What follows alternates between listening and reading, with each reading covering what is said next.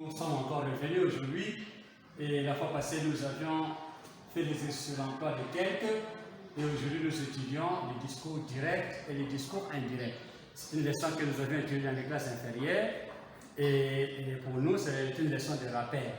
Voilà, nous allons étudier et peut-être nous allons compter la semaine prochaine. Les discours directs et les discours indirects. En d'autres termes, on peut appeler style direct, bien style indirect. Donc, une personne peut dire discours direct, ou bien style direct, discours indirect, style indirect, c'est la même chose. Alors, nous commençons par le discours indirect, bien style direct. À quoi consiste le style direct? Le discours direct consiste à répéter ou à reproduire textuellement. Voilà, je souligne. Et c'est adverbe de manière textuellement quoi? Les paroles ou bien les pensées de quelqu'un. Donc vous répétez textuellement comme la personne avait prononcé. Exemple, papa m'a dit, voilà, mon oncle m'invite au village. Mon oncle m'invite au village. Voilà, cette parole est encadrée par, nous avons par les guillemets. Et cette parole, quand vous voyez, quand vous voyez les deux points et les guillemets, une parole encadrée. Sachez bien que cette parole a été répétée d'une manière textuelle. Même si vous lisez un roman, vous lisez n'importe quel ouvrage, quand vous voyez une parole encadrée par les guillemets comme ça, comprenez déjà que cette parole a été répétée d'une manière textuelle.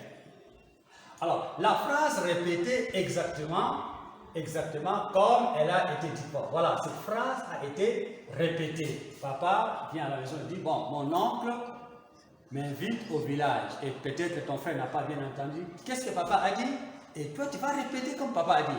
Papa a dit, mon oncle m'invite au village. Alors nous disons, les deux points, voilà, les deux points sont là. Les deux points et les guillemets. Voilà, les guillemets sont là. Les deux points et les guillemets montrent que la phrase est répétée sans aucun changement. Donc, ces deux points ici et les guillemets montrent que cette phrase ici a été répétée sans qu'il y ait un changement. Et là, nous sommes dans les discours que nous appelons discours direct. La phrase peut apparaître comme ça, et la phrase peut apparaître comme ça. Il n'y a pas de deux points. La phrase commence seulement « Je suis à l'école », dit le professeur. « Je suis à l'école », dit le professeur. Bien qu'il n'y a pas de deux points, mais la phrase est encadrée. Donc, quand la phrase est encadrée, même si la phrase ne commence pas par les deux points, même si la phrase ne commence pas par les deux points, mais la parole est encadrée, sachez bien que nous sommes dans les discours directs et cette parole encadrée par les guillemets, c'est une parole qui a été répétée d'une manière textuelle et sans changement. Alors, maintenant le discours indirect, bien le style indirect. Le style indirect consiste à faire quoi? À rapporter. Là, nous rapportons. Ici, nous répétons, mais ici, nous rapportons. Dans le discours direct, nous répétons, mais ici, nous rapportons la parole ou la pensée de quelqu'un. Mais ici, non plus en les citant textuellement. Mais qu'est-ce que nous allons faire? Nous allons subordonner cette parole et à une proposition, nous allons le subordonner à un verbe qui a un verbe de type dit, un verbe d'espèce dit. Ça signifie quoi? Ça signifie cette parole répétée, oui, dans le discours indirect. Cette parole répétée doit devenir une proposition subordonnée et dans la principale ayant un verbe qui est le verbe de type dit. Alors ici, on dira papa a dit et nous chassons les deux points. Nous avons chassé les deux points, nous avons chassé les guillemets et nous remplaçons par que. Papa a dit que. Alors maintenant, il y a des changements. Ici, il y a mon oncle, mais ici, comme nous rapportons, nous disons son oncle. Ici, m'invite. Il y a la première personne et ici, c'est la troisième personne. Voilà. Vous voyez, je reprends, nous avons mon oncle. C'est la première personne. Et dans le discours indirect, la première personne, ici est devenue la troisième personne. Son oncle, ici aussi c'est la première personne, m'invite, mais ici c'est la troisième personne. L'invite au village. Alors, papa a dit, son oncle l'invite au village. Alors ça c'est le discours indirect. Là, c'est le discours direct. La phrase répétée devient une proposition subordonnée. Voilà, la phrase répétée devient une proposition subordonnée, complément d'objet direct introduit par que.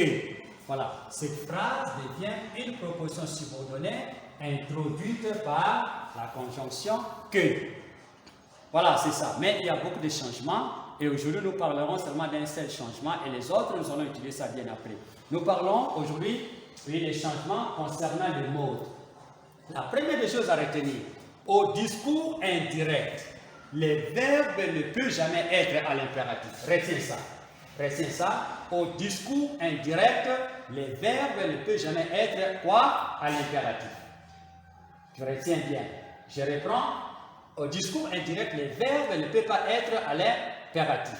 L'impératif peut être remplacé par le subjonctif, mais souvent par l'infinitif. Si pas par le subjonctif, alors vous allez le remplacer par l'infinitif.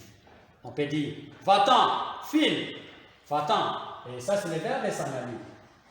Et ça, c'est le verbe filer. Alors, au discours indirect, comme cette phrase doit être et on doit le subordonner à un verbe dire, nous ajoutons dans la principale un verbe dire.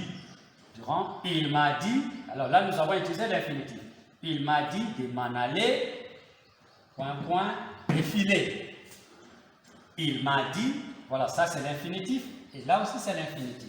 Il m'a dit de m'en aller, défiler. Veillez à ne pas déranger les professeurs à l'école. Et la phrase, c'est la même chose, est encadrée par les guillemets, il n'y a pas une proposition principale. Alors là, vous devez ajouter une proposition principale et dans cette proposition principale, il faut qu'il y ait un verbe de type dire. Alors on dira, papa m'a dit de veiller à ne pas déranger les professeurs. Papa a dit de veiller, m'a dit de veiller à ne pas déranger les professeurs. Et dans la classe, comme tu es dérangé, le professeur dit sors. Le verbe est à l'impératif. Sors. Alors là, nous pouvons utiliser, comme l'impératif ne peut pas être au discours indirect, alors là, comme nous avons dit, on peut utiliser le subjonctif ou bien l'infinitif. Le professeur m'a dit que je sorte. Le professeur m'a dit que je sorte. Ça, c'est le subjonctif.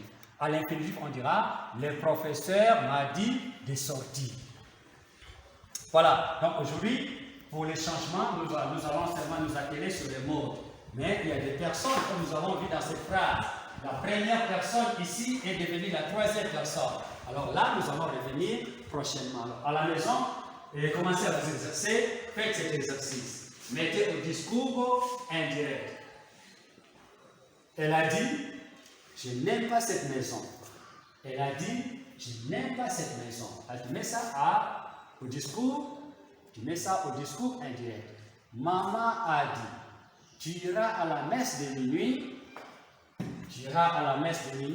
quand tu seras grand. Tu mets ça au discours indirect. Les patrons disent, vous moquez-vous de moi? Alors là, c'est le patron qui dit. Mets ça au discours indirect. Les lieutenants déclara, arrête-les, ficelle-les.